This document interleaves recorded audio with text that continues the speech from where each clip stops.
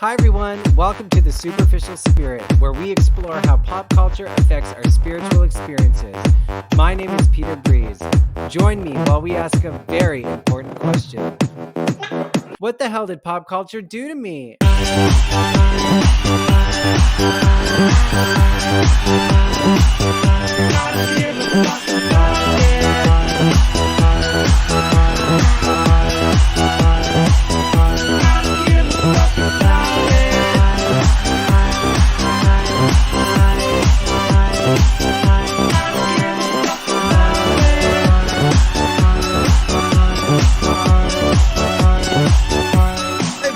Welcome to The Superficial Spirit. Thanks so much for joining me again on my show. I always wanted to be a talk show host, and now I'm a podcast. Oh, okay. A podcast.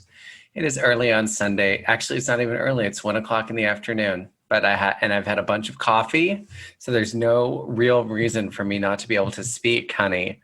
Thanks again for joining me. I'm excited to be here as usual. Today, I am talking to a hurricane of a person, somebody that is truly, truly a force of nature. I talk a lot about my experience in nightlife and how influential that was for me. Also, just the idea of nightlife and how I was so called to that community. Before I ever went to a club, spending time reading about celebrities going to nightlife, hearing about places like Studio 54 and the club kids in New York, and how all of these incredible, unbelievable people came out of these parties. It's hard to, before you go to a club, you're just like, wow, what must happen at those parties to create such amazing moments or amazing people? And when I turned 18 in Calgary and I went to a club for the first time, I was like, this is where I belong. Like, without a doubt, this is where I belong. The first club I ever went to was called Detours. It was a gay club in Calgary, and it was dark. It was dirty. It was a kink night on like a Wednesday. And I remember I went in and they were playing this really, really intense techno remix of Christina Aguilera Dirty.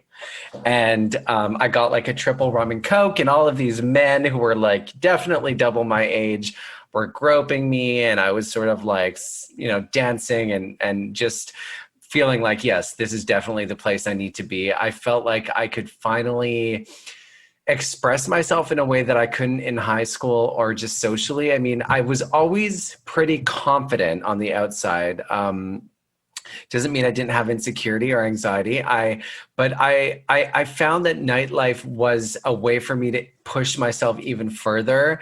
I definitely blossomed at the club because I found other people who were just as obsessed as I was with celebrities and with creating a fantasy and with becoming a star. And that inevitably ended up being a gateway for my spirituality. I mean, I remember my dad died when I was young, and I was always curious about God. And I do have memories of me praying, and I do have memories of, I went to church with some friends who were Christian. So I was always curious and believed that there was something out there, that there was a power greater than myself. And when I got to the club and I started exploring with the type of person that I could be and realized that there was a whole world out there that I could influence, the club nightlife was the first place that I got to practice that belief, where I could actually embody my dreams and see what happened when I did that, where I got validation for doing the things that I love, for performing, for trying to be a socialite, for being a crazy club kid, for going to the extreme. This nightlife is a place where people love that shit. And so I cannot say enough how important my time in nightlife was, because it really helped shape the person I was, good or bad. Obviously, when you're in an environment that is based on illusions and drugs and alcohol, it's easy to lose control and lose sight of reality. But there is some value and beauty and art when you let yourself explore those quote unquote darker areas. When you can push yourself to the extreme with people that you love, It doesn't feel like it's extreme. You just feel like you're living life. I mean, for my entire 20s, I was like, I can't believe this is my life. I mean, I've just been able to experience so many amazing things. And even though I am not a huge celebrity, even though I didn't become a huge pop star, I do feel like I lived my dreams. I do feel like I'm a person who can confidently say my dreams came true because in nightlife and in Vancouver, I was able to live that fantasy. There was nobody around me I mean, if you were around me in Vancouver when I was really having a moment back then, even in Calgary before I went to Vancouver, you would know that there was nothing you could say to me to crack that belief that I was a fucking star. And that created a reality. And so now looking back, I have a lot of fond memories, and I feel like it was a very special time for me to explore and, yeah, make my dreams come true. So if you're curious about nightlife, or if you are, I mean, who knows what's going to happen with nightlife now that we have COVID, but I don't regret anything. And my guest today, honey, she knows about the club. I don't even know how to describe her. She is definitely a force. Like I said before, she is a star in her own right. People know her all across Canada. She releases music. She does documentaries. She's huge on social media. She's outspoken. She parties. And she is somebody that was pivotal in my own journey. Just knowing her had an effect. Like just being around her, you feel like, holy shit, who is this person? And she's a leader in a lot of ways. And I am so grateful that I get to count her as a friend and finally got her on the podcast. Jeez Louise, it was hard to schedule this, honey. But she's here today. And if you don't know her, well, buckle in, honey, because you're about to. And I'm really excited that she's here. Please welcome Quanah fucking Style. Yes. Hey. How are you, babe? Oh my God, I'm so good. How are you? Good. You look great. Thank you. It was all that plastic surgery. Just a little touch up? Oh yeah, and I slept last night. Oh my God, good. I was going to say, how was your night? It was chill. I actually was watching the Fresh Prince of Bel-Air reunion. Oh and my God. I didn't realize, like, I love that show, but I didn't realize like how actually attached to it I was or something. Either that or it was like really good editing. It was the HBO special. Bitch, I cried 4 times. What? You cried? Like, watch it and then let me know if you think it's because of the editing or if I'm just or if it's the hormones. I remember watching Fresh Prince, but I don't think I had an emotional connection. Like Full House I did, but when they did the reunion, the Olsen twins weren't on it, so I didn't really give a fuck. Oh my God, I love Mary-Kate and Ashley. I watched all their movies growing up. I know, me too. They were fucking awesome. I'm so happy that I get to see you. I've been wanting to talk to you on the podcast for so long. I know, I'm finally here, bitch. The last time we were going to set it up, you were having some drama online with Alona, and I was like, oh my God, this is going to be the perfect fucking time to talk to Quanah. And then like it fell through, but fuck. I remember I was like watching the stories of you guys going back and forth, and I was like, I hope they're okay. We're okay now. Oh my God.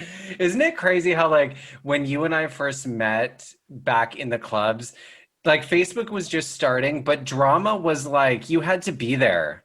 You didn't like, now you can be out of the club and be fucked up and be pissed off at someone and just like go off online, and then it like doesn't go away. And then it ends up on Reddit. Then you have to write a song about it. Yeah, it's crazy. Like, how do you find that's changed? I mean, well, just like your approach to like nightlife and your place in the social scene, because when I think about us back then, it was fucking crazy. Like we went to such extremes, and that was part of at least for me, what I was trying to create. Like, I wanted to be a fucking crazy club kid. That was my MO. And then I became it, and it was like a little bit too much, and I had to scale back. But I wanted to cause a scene, and that was part of my shtick. And I feel like that's where you and I connected, because we were both like, I don't fucking care what you think. I just want you to think about me and talk about me. And when I was, with Facebook first starting, it was such a great way to capitalize on that. But I don't know if I'm grateful that social media wasn't as prevalent back then, or if I wish that it was, because maybe I could have gone farther. But do you find that because you document everything and people document everything, you're like a little bit more censored now when you go out and you're like, okay, I gotta like rail it in a little bit? Or do you still go like, I don't give a fuck? I don't really give a fuck. Let's be honest. No, I don't. But social media definitely has it been interesting to see the shift in how it does affect like what we were doing in nightlife and as entertainers. I think through the pandemic, it's been cool to see artists creating in ways that I wasn't seeing before and never would have thought of.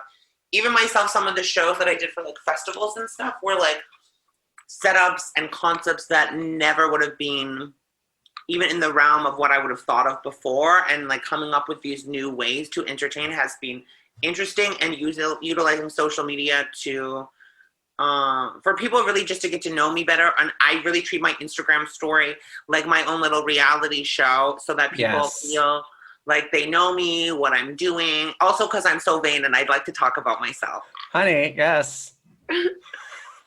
I love that. So you, like, when you first were going into nightlife, you obviously wanted to be a star. I mean, that was obvious. You are a star. I think that is just part of who you are. But what was there nightlife specifically? Like, when I think back about before I went to the club, I wanted, like I said, I wanted to go be a crazy party animal.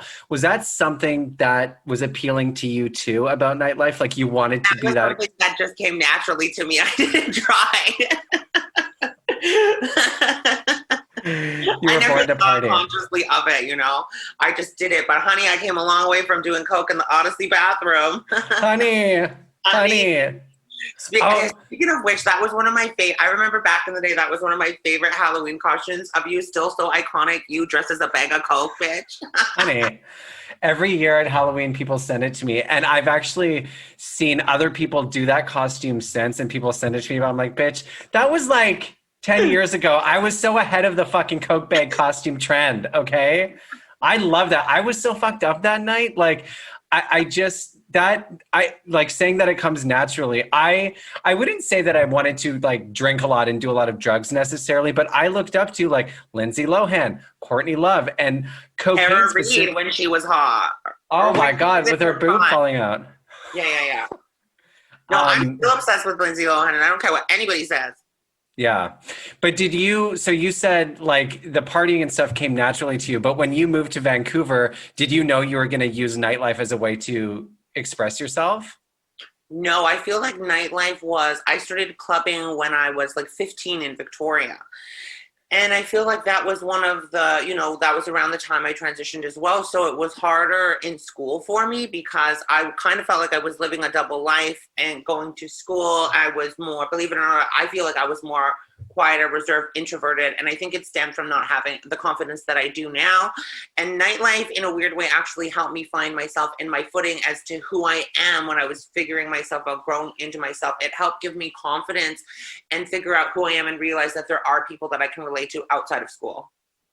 Yeah, I had that same experience. I wanted to be in the clubs because I thought that's where you could become famous, and that's where you could really, I knew that you could do that there, but I didn't expect how profound nightlife would end up being, like meeting people and being celebrated, like following your passions and it being able to be accessible to people. And then you could go out every night and they were like, yes, like you are doing so fucking cool. And the community attaches itself to your dreams. And it's a really, like, I don't know, I guess now with social media, but back then nightlife was social media. Like you had to go out every fucking night. I had to go out every night and fucking tell everybody that Peter Breeze was fucking famous. Now you can do that on Instagram, but back then you had to like actually go out every night. It was fucking tiring. You were, honey. It's crazy. Like, do you feel like kids, like the new generation has it easier now because of social media? I think in some aspects, like if you want to be in this industry, if you want to be an entertainer, if you want to be on Instagram or YouTube or whatever, it is a lot easier to do that now. And it wasn't as big as a thing then, even for me now. Like I only started using Instagram like when I went to Blanche McDonald. I was like literally the only girl in my class who wasn't utilizing social media like the kids are now these days, honey. So it took me a while to get into the swing of it, but now I really do use it a lot for work, and I've gotten a lot of great opportunities from it, particularly my weed sponsors I enjoy. I love that. Yeah, I guess you have to use social media as a tool. Like I feel like with Drag Race, when Canada's Drag Race was on, it was the first time I ever watched a reality show. I was like, I don't know if I would want that because the competition itself was obviously intense. Well, just being on TV and then being thrown into the polarization of social media. Like you see, at first I was like, oh my God, this is great. I know so many of the girls. I'm so happy it's in Canada. But then you see them instantly get thrown into this arena and instantly be judged. And I was like, fuck, that would be hard to deal with. Yeah, I've seen, some of my friends that have been on the show definitely struggle with social media and everybody having an opinion, and it definitely, there's a lot coming at you. So like a lot of the girls fresh off the show are dealing with so much, like they're keeping that secret for so long, and then Yep. and then they're like instantly famous, and then it's almost like there's a little added responsibility that's kind of unspoken that goes with it as like a role model or whatever. So I know Ilona really had a hard time with some like backlash and stuff from social media and feeling like bullied or whatnot. Yeah. And So that it kind of, is a double-edged sword. it is totally. I mean, you can create your own following, but then when you get thrust into that platform, there's no training. I talked to Mike Yerxa about this. When somebody's getting ready to go on TV, there's no rule book. Like you can't really prepare for the mental health component of becoming overnight famous and on social media. And because it's a competition show, people feel completely okay judging you. Say any fucking thing. Like people will literally say anything, which to me is also very entertaining. Like it's so crazy it's so funny to me how through social media people feel like they can literally just say anything. I know. Yeah, well, they're I always hiding have behind a anyways, keyboard. but it's funny to see it in other situations. I remember people used to say shit about me, like in the comments on Extra West, but like I said, it wasn't. I remember that. I remember one time I did this article and everyone was coming for me, and they had to shut down the comment section. Oh my God. I was like, they're being transphobic. Take them down. Oh my God, it's crazy. And now, like, it's become like the wild, wild west of like being able to hate on people. But again, if people are fucking commenting and hating on you, it only serves a purpose. Like haters make you famous. That is true. The more they talk about you, the bigger you are. So, I remember actually being like, at least they're talking about me. Yes. Do you still feel like that? At least they're talking about me, even if it's something bad? No, now I don't want them saying bad shit about me. I have worked very hard, from back in the day being like strictly a party girl and a performer to now, like I just finished doing, like I literally just got off the call speaking as a panelist for the BC Federation of Labor and Human Rights Forum. And, I work with kids, I work in film. There's a lot more aspects to what I do now. So I feel like I've grown a lot from those times. I feel like I'm a lot more responsible and I have a lot more going on. So I don't really like to associate with that so much. I still party girl, but not like I used to, and I just have so much other going on now that I don't want that to be my focus. Was there a turning point for you where because did you like being like the Davie Street Disaster is what you used to call yourself? Did you like that I didn't call myself that. Other people called me. You had a fucking song called that, bitch. I only wrote the song because they were saying it. Okay, but did you enjoy being that infamous person? I didn't care. You didn't care. And then now you're saying you don't want people to but I feel like before I was known, like when I was coming up, I feel like I was known more for just partying. Yes. I feel like now I'm known for like my music, my acting, my activism.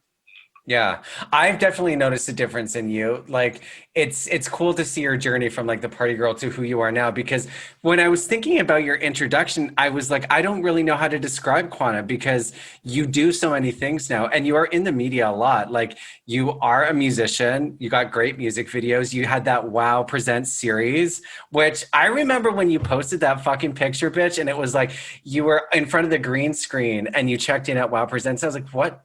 How when did that happen?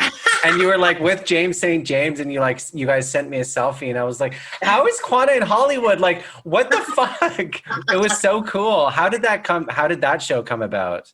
The World of Wonder show happened through, okay, so Raja Sutan was married to my best friend at the time, Ryan Paul Turner, who was on the show with me. So when Raja was on tour and stuff, when Ryan was in LA, I used to go stay at their house all the time. Raja actually adopted me as her Wow. daughter. We're not very close now, like since they divorced, but so that was how I got the show actually, because Raja works with World of Wonder for her toot and boot and stuff. And Yeah. actually, you want to know the real tea? What happened was we were out this one night partying with like all these girls from Top Model, the All Stars, like Lisa D'Amato and all this stuff. And I was like, I don't want to leave this party. And they're like, we're going to the Boulet Brothers party downtown. And I was like, I want to stay at this party because I was such a fan of Top Model. And I couldn't believe I was hanging out with all of the girls. So there was just such a fun night. Like, that's what's so wild about LA, like the things that can happen. I think it's one of my favorite places. Like, one night we ended up at like Diane von Furstenberg swimming in her pool with like Gia Gunn and like just so much crazy shit Oh happens. my God. Back to the story. Let me focus here.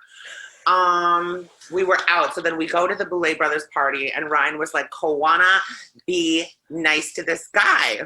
I'm like, I'm always nice. Like, what do you mean? And it's like a circuit party. So there's like 200 guys on the dance floor. Everybody has their shirts off. And I'm like, okay, be nice to this guy. So, you know, we're keying, girl. We're cutting up. We're having some fun.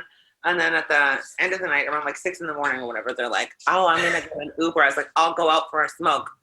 And then this guy is like, you're the one that went, you're like, we partied throughout the night or whatever. And he was like, you went to Mexico recently, right, with Ryan, and you filmed everything, right? And I was like, yeah, I filmed everything. So actually, I filmed everything on my own from that show because I had just taken a film program about 3 months before I finished. So I thought I was going to do a YouTube channel on my own or a documentary. And so I didn't know what I was filming. I just filmed it knowing that I wanted to document everything that was happening because it was such a big monumental part of my life. And when I was looking at stuff online, I felt like a lot of the surgeries were glamorized a little bit. I feel like I was like, it can't be that fucking easy, girl. Yeah. So I wanted to document like the real, what it was really like going through that. Anyways, I was like, yeah, we start talking. And turns out he's one of the producers, Pete from World of Wonder. Wow. And then he was like, can you come for a meeting in like 3 days or something? Do you have the footage? I was like, yeah, I happen to have the footage. So the day of the meeting, we ended up the night before we went out. And I was like, I can't make this meeting. I was like, lots of people just talk shit. Like, I don't really want to go. And Ryan's like, no, this is Pete. Like, we have to go to World of Wonder. I'm like, God. okay, so we get to World of Wonder and I walk in and it's just so cool because like when you walk into the doors of World of Wonder, there's like all the photos of everybody. And like they also, I didn't know that they did like, they did Nicole Richie's reality show, Courtney Love's reality show, like things, like all these other things that I don't really relate to World of Wonder until I walk in and you see everything. And as soon as I walked in, fucking James St. James was like, I got into the office and they're like, he's like, oh my God, hey, Quanah girl. And so the backstory for knowing James St. James was Peter did a party and brought James St. James down to screen Party Monster at the Rio Theater in Vancouver. And we partied with him till he K-holed and took out his teeth. So I didn't think he would remember me, right? I was like, there's no, and so she's like, Quanah. And then the craziest thing was from that night, somebody gave him fan art that we all signed. And look, in his office, he took it off and was like, look, your signature's on the back of this. And then he looked at Pete and he said, she's World of Wonder. Like she's, and then we sat down for the meeting and they're like, we just had a meeting and your show just got approved. It's so fucking cool. And then I think they had the footage for a while and then I went back to LA and did the green screen interviews for it. Yeah. And I wish actually about that, I wish that I did, I didn't know it was going to be on World of Wonder, and I didn't really have a say in any of the editing, but I wish that I wore makeup at the beginning. Because, like, it just starts off like we were hungover. We started drinking tequila, like, when we got up, and then we went to Mexico. And when I got to Mexico, I didn't know I was going straight for blood work and shit. Like, so I was lit, like, right off the plane, went to go get blood work, and the ball was rolling then, honey. I think it's good though that like you said, you wanted to show the reality of what those surgeries are like. And I think if you would have known going into it, it was going to be a Wow Presents series, maybe you would have been more edited. Yeah, it was definitely very raw. Like, I hated the scenes when I was like wasted drunk dancing around, and like, some of the stuff I don't like personally. I feel like other people like to watch, so whatever. Yeah, I mean, I think your spirit is like that you evoke that kind of party, like that energy of like it doesn't matter, have fun, be who you are. And I think if you didn't do that, then people would feel like they couldn't do that. And part of your role in the community has always been like own your shit, like be who you are and be fearless and go after the thing. Unapologetic about it. I really Yeah. feel like I've lived my life like as an open book, because it sounds corny, but I really do want to help create a better acceptance and understanding of what it means to be trans, because growing up, there was nobody like me in mainstream media that I could look to, relate to, connect with. And even still now, it's hard to see myself reflected in mainstream media, but it's been really cool with shows coming out like Pose, Trickster for Indigenous representation, movies like Monkey Beach. It's actually inspiring me, as an actor, to see roles and opportunities come up for people like me now. It's inspiring to know that they are out there. Right before COVID hit, I was starring in a play Transcripts, and then right after I was supposed to do 2 more plays and then start starring in my first feature film role as the lead. Then I was supposed to be on fucking tour. Oh, I'm just telling you what I was doing before COVID. And then I was supposed to be touring in Berlin for a month and then Australia for a month. So COVID really did derail a lot of things for me. So I cannot wait for this next year.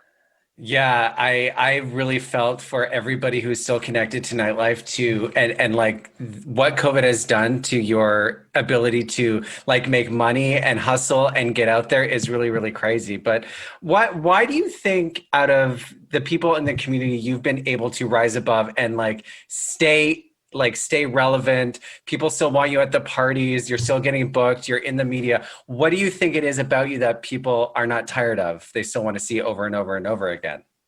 I think because I'm so stunning and beautiful and people just like to look at me.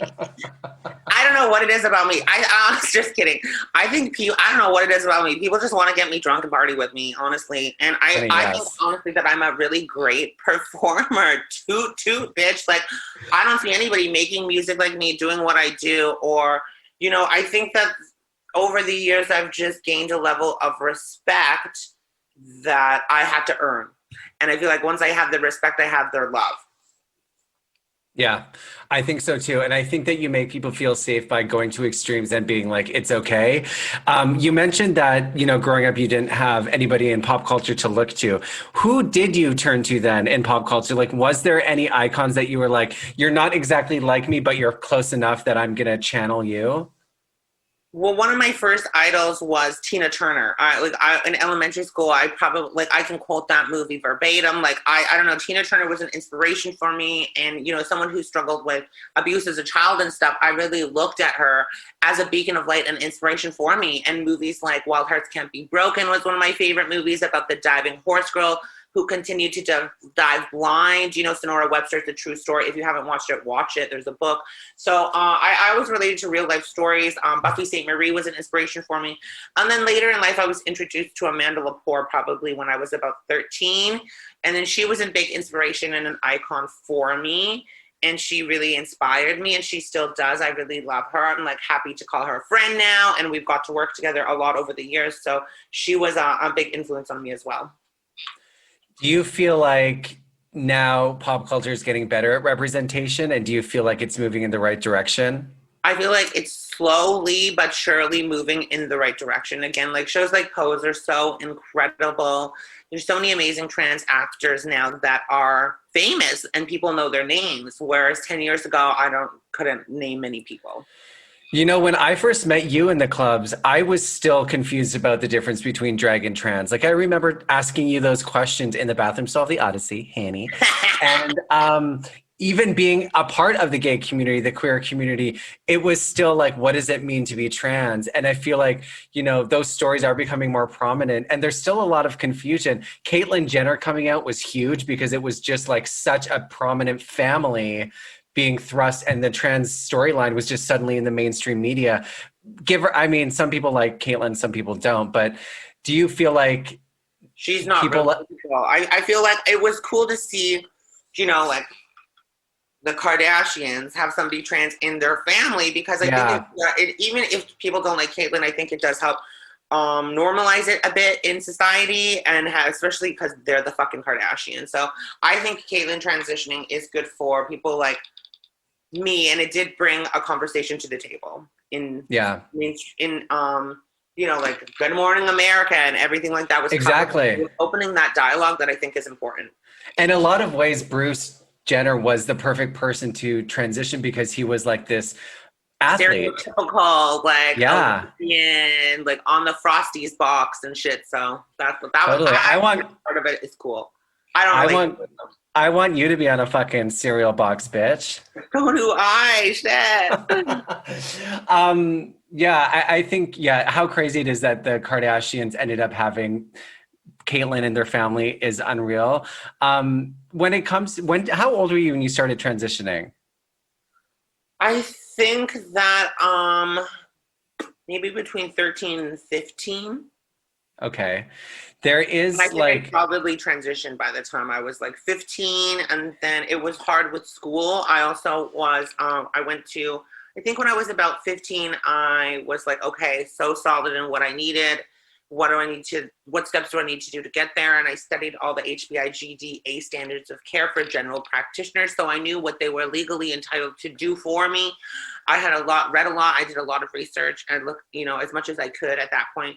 I transitioned at a weird time. The gender clinic was shut down there. I was also living in Victoria. There wasn't a lot of resources, and I had to see this specialist who was like, you know, pay like $150 a week or whatever to make sure you're not crazy so that we can help you on this journey.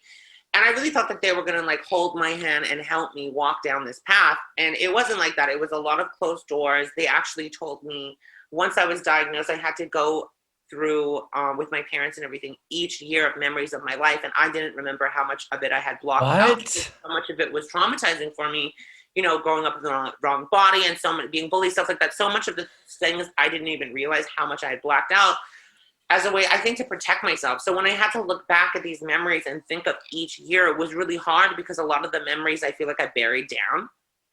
So that was hard. And then they were like, okay, so we think this is a phase and you should keep paying $150 a week until you're 18. And I was 15 at that point. So that completely broke my heart and devastated me. And so I actually did detransition at one point after I found that out, because they were like, I was What? like, okay, this is going to happen for me. And then they were like, no, not like, I don't know. So that, like, I almost gave up. I remember I stayed in bed for a week, like crying. And I was like, this is the people that are supposed to help me. They're supposed to get it, and they don't get it. What do I do? And I Oh felt my like I was in a God. waiting room waiting to live my life. And so that's when I left high school in Victoria and I moved to Edmonton. I had a friend that transitioned in Edmonton, and they had an easier time in Alberta. And they were like, come to Alberta. And I knew nobody there. My mom was there. I had lived in Edmonton probably years before, but I was like grade 8 or something, so I didn't keep in touch with people between that point and then. So it was really, I really rolled the dice, and I was like, this is just what I have to do for myself. Didn't Wow. particularly want to be in Edmonton, but if that's what I had to do, that's what I had to do. And then when I got there, they were like, oh, by the way, yeah, so there's a waiting list, maybe a year or two, and then you have to see the doctor for a year, and then you have to have 2 referrals. But luckily, I feel like I've always been very resourceful. So I started I didn't really take no for an answer. I started volunteering at the Pride Center in Edmonton, and they had trans groups for some of the girls who were working the streets and stuff like that. And I was always in their ear, like, who's doing your hormones? Who are you talking Yeah. to? And I knew of there was one main doctor to see in Edmonton. And there was another doctor who I found out through the girls that were coming into the center. that was really old, semi-retired, not seeing anybody.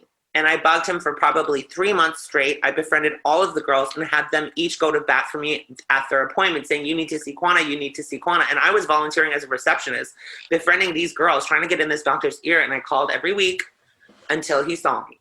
And then the first time I saw him, I got my prescription for my hormones. I can't imagine knowing who you are and feeling so strongly that there are things you need to do to live more authentically and having to prove that to people. No, it like that. It really was. It was shitty. It was really hard. Like when I think about, especially somebody with maybe a weaker personality type than I have, having to go through that is really harsh, and that's why the statistics are so crazy and sad for people Yeah, transitioning and stuff like that. It really is crazy to see. But you know, like our friend Berlin, who was one of my drag daughters at one point, is transitioning, and you know, it I is know. beautiful to see like how much smoother of a transition she's having, how the times have changed, how many more options and resources she has now. So that's been really actually beautiful and inspiring to see from an outsider's perspective from somebody who's lived it back in the day. Agreed. I do think that there's a difference between like me knowing your journey as I have and then seeing somebody like Berlin. How smooth is the perfect way to describe it? Like it's like one day you come out as trans and then it's like a couple months later there's a visible change and there's that authentic transition that you need physically. Because it's so much more prominent now and there's a lot of dialogue about being trans in the media, a lot of kids younger and younger and younger are feeling more comfortable coming out, and there's a lot of criticism about that, like, you know, people saying you can't, these kids are not old enough to make these medical decisions. What do you think about that? I think that if a kid knows who they are at a young age, they should be celebrated and supported. And if you can try to, if somebody knows who they are, like that means I would give those parents so much props because you're doing something right, that you're raising a kid that knows who the fuck they are at a young age. And it really is inspiring to see kids, to see that change in society. And, you know, clearly surgery is something that has to be taken very seriously, not lightly, and definitely not for kids that are not done growing. I know that sometimes the surgical procedures can be, like Jazz Jennings, for example, I follow Yep. her.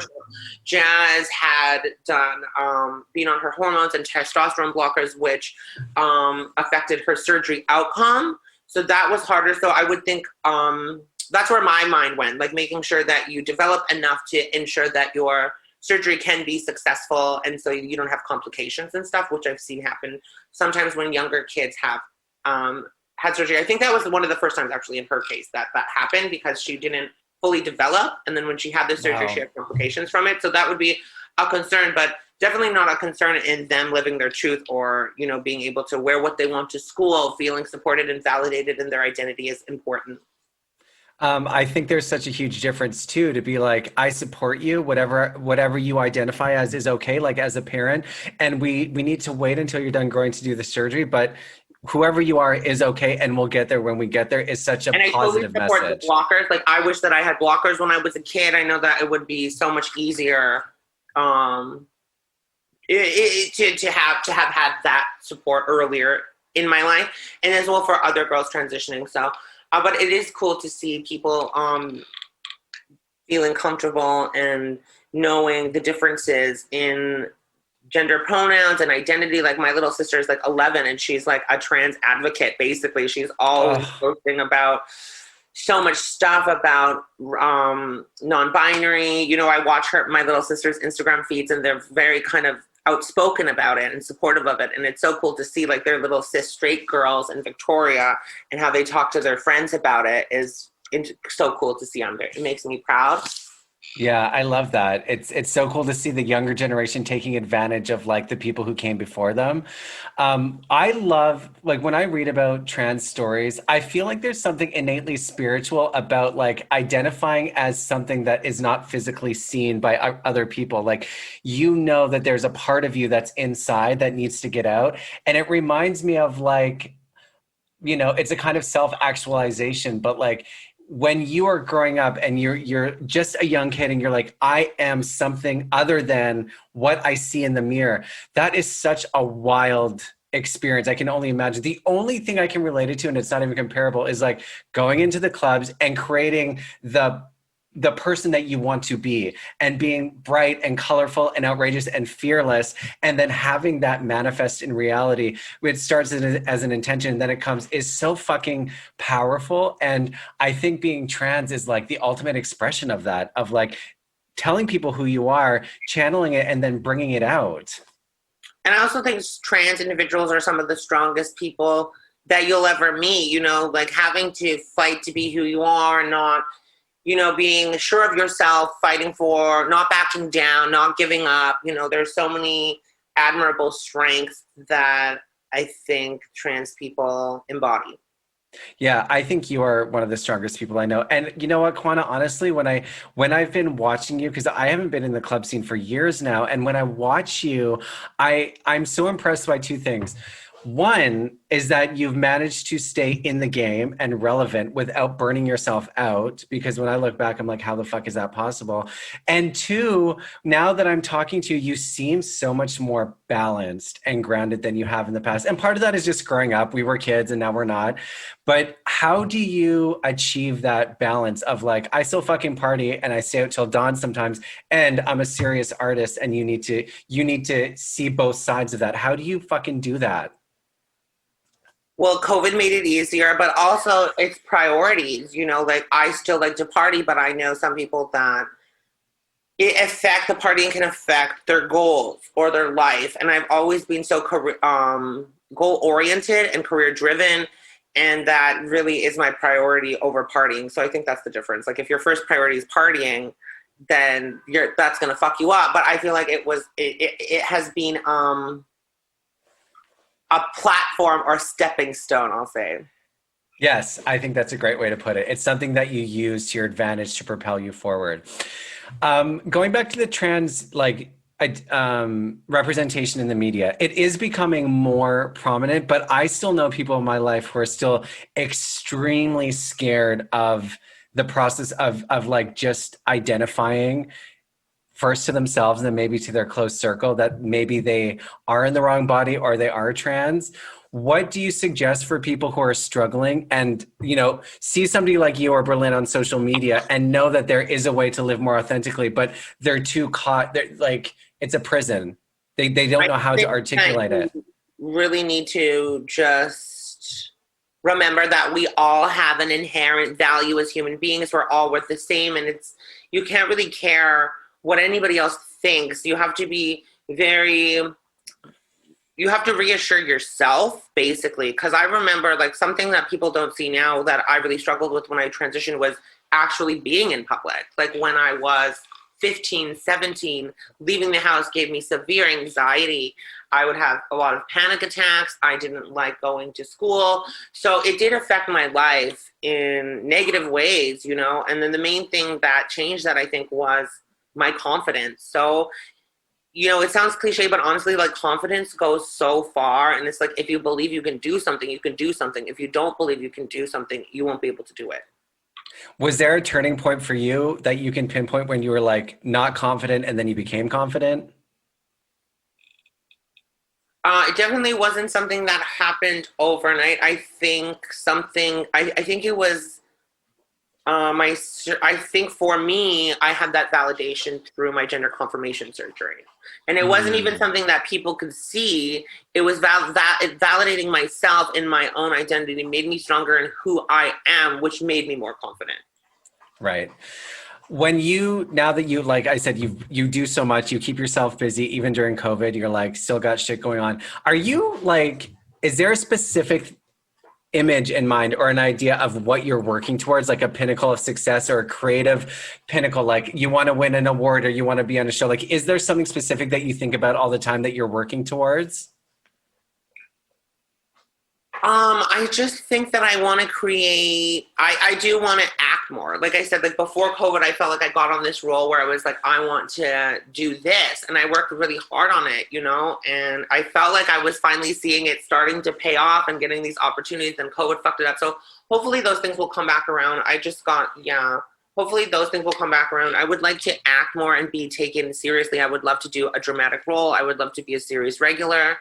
And I would like to play different characters that are more challenging and dramatic. So yeah, because I know I'm like outgoing and funny or whatever in person. Like my personality is very out there. So I would love to be an opportunity to play grittier roles.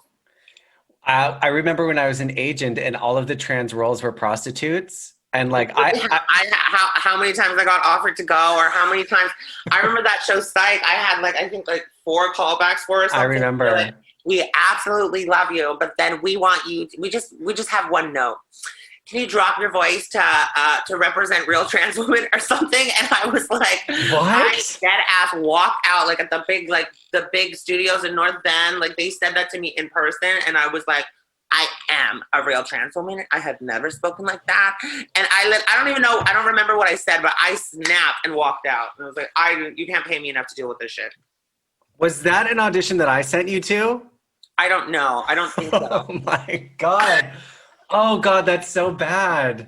But that just shows like how fast times are changing, and how even like 5-10 years ago, that's what it was. They didn't understand what it meant to be trans, and the fact that they told you to be a real trans person is like, oh, yeah, right.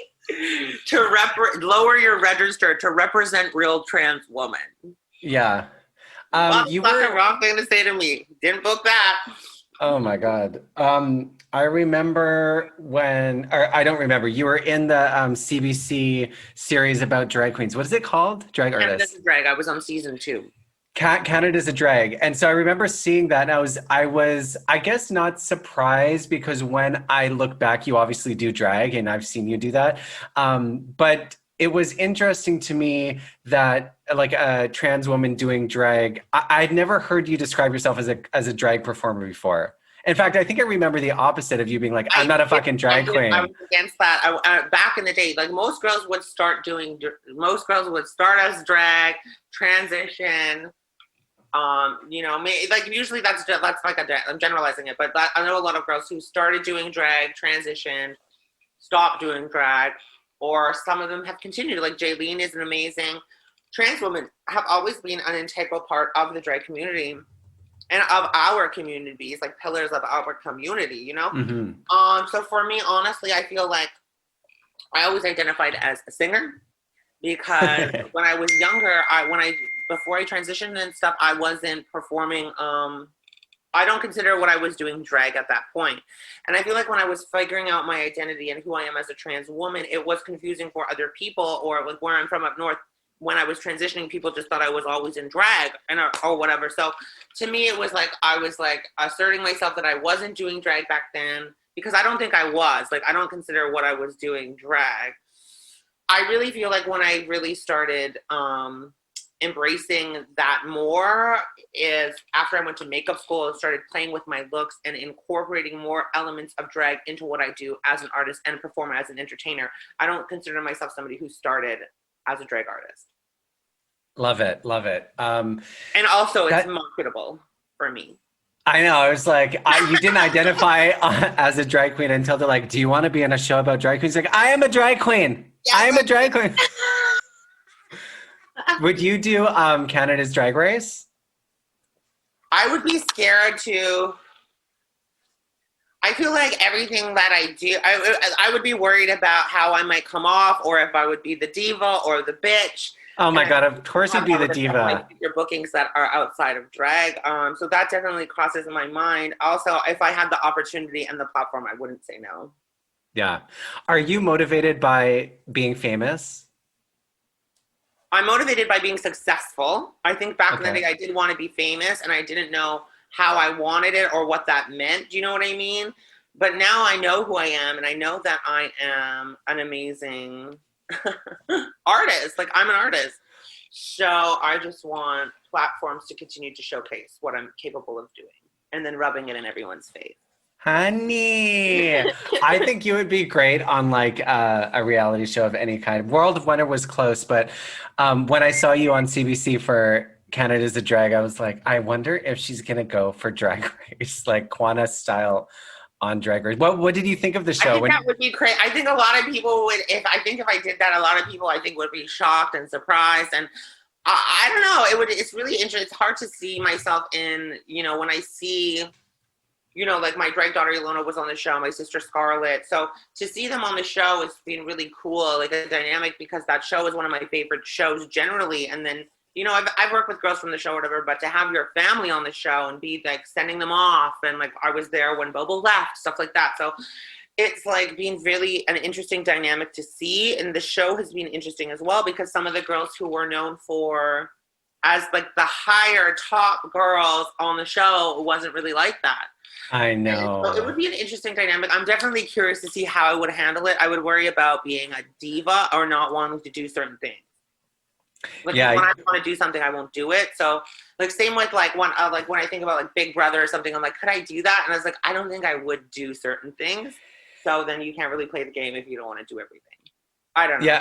Yeah, because once you show up and you start filming, you're kind of at the mercy of whatever happens. Like you either go in and do it full out or you storm out. But I mean, oh my God, if you got on Canada's Drag Race and stormed out, I mean, iconic. You would just be like, that would almost be better.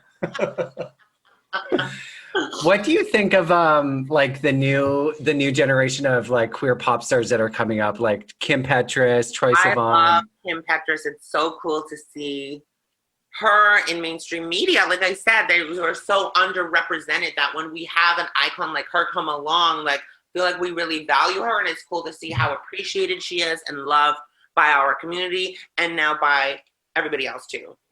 Yeah. And she's an amazing writer. Like I really respect talent. And she's very talented.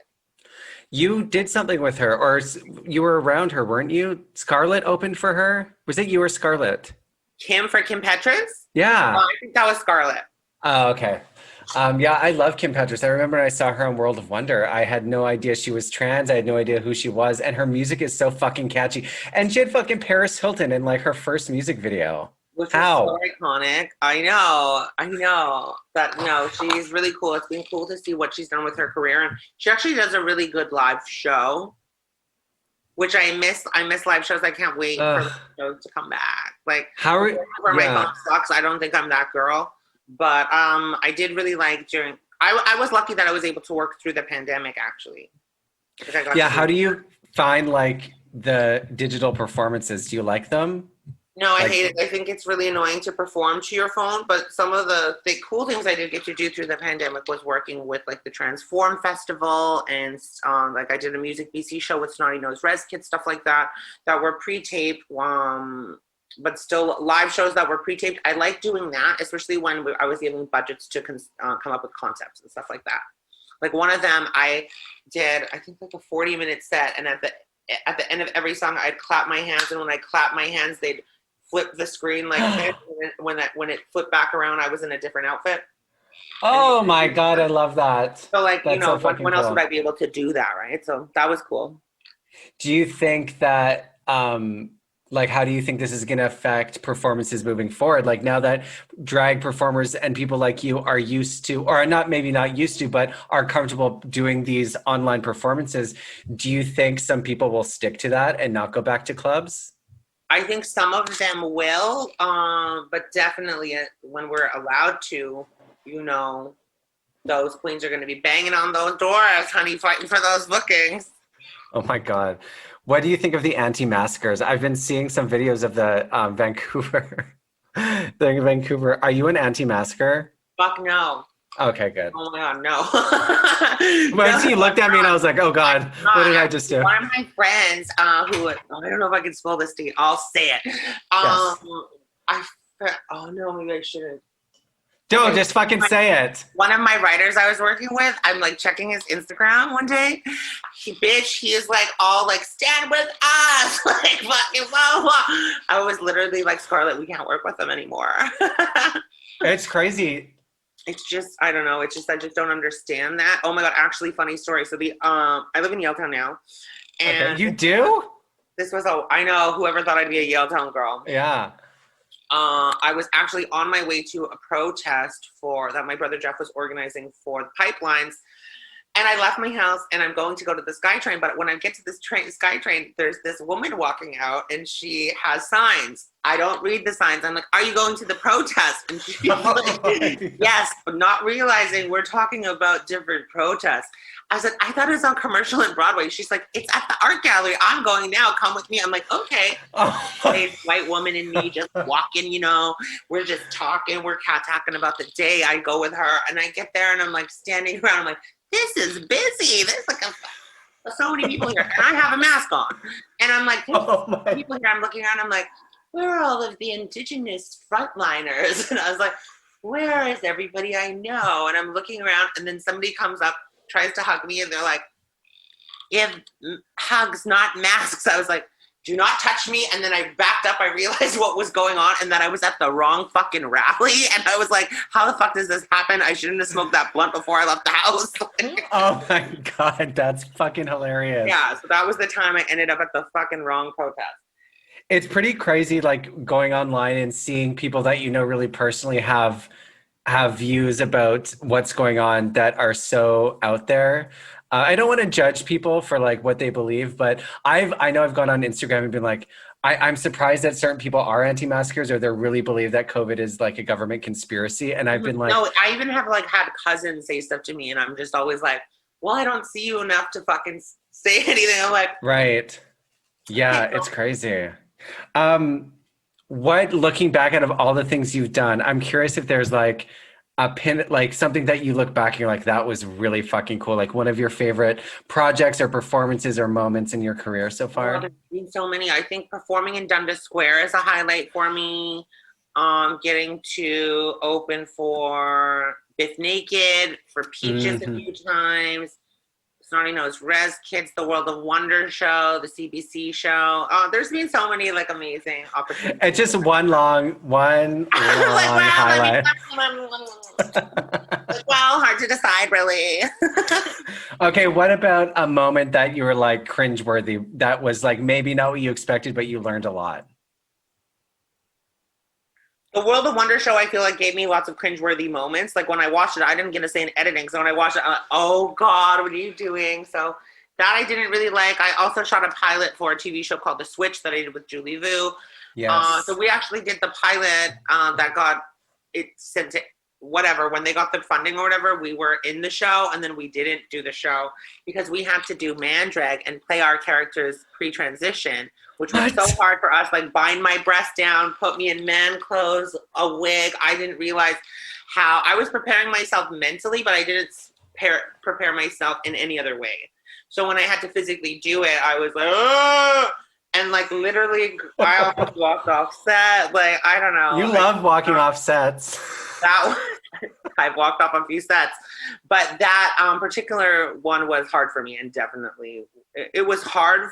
It was hard for me in that, and I did learn that I don't really want to do that. Like I was just up for another role recently, and I literally like they was playing a character I would have had to play myself prior to transitioning, and as soon as they said that, I was like, I am not right for this.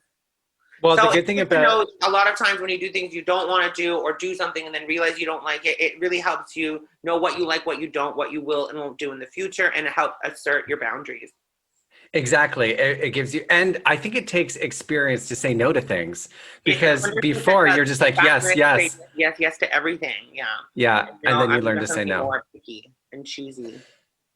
What would you say if people are listening to you or they find you inspiring, they think you're an iconic legend, and they're trying to find a way to live their own dreams, and like you have found a way to live it and breathe it, like it's your job, you do a lot of different creative outlets, and it's taken you a while to find that balance to fully embody what it means to be you, not just a crazy party animal, but as an artist and a woman and as an adult and as somebody who's responsible.